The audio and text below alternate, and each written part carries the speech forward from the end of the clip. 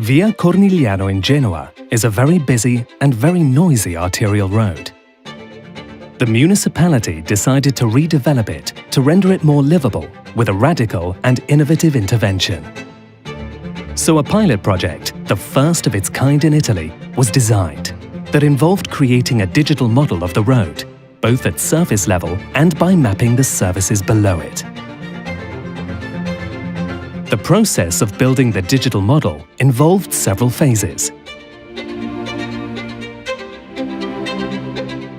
Surveying underground surfaces using ground-penetrating radar technologies. And surveying the surface using laser scanner technologies. After the point cloud was captured, 3D models of the surface and the underground utilities were built using existing documentation and the municipality's redevelopment project, as well as the acquired data.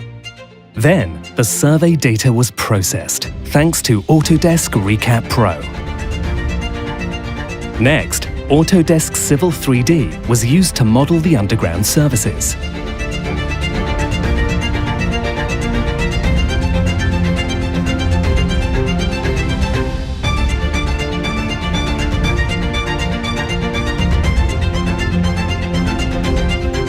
And Autodesk Revit to model the buildings along the road.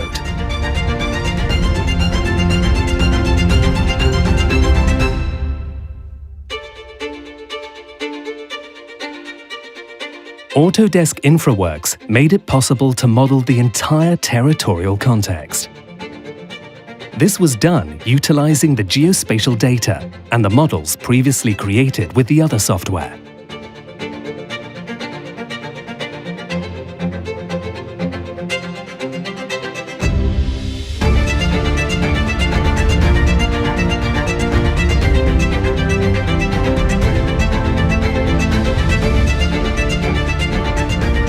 At the end of this phase, the surface models were imported into virtual reality applications, and the underground surfaces models into augmented reality applications.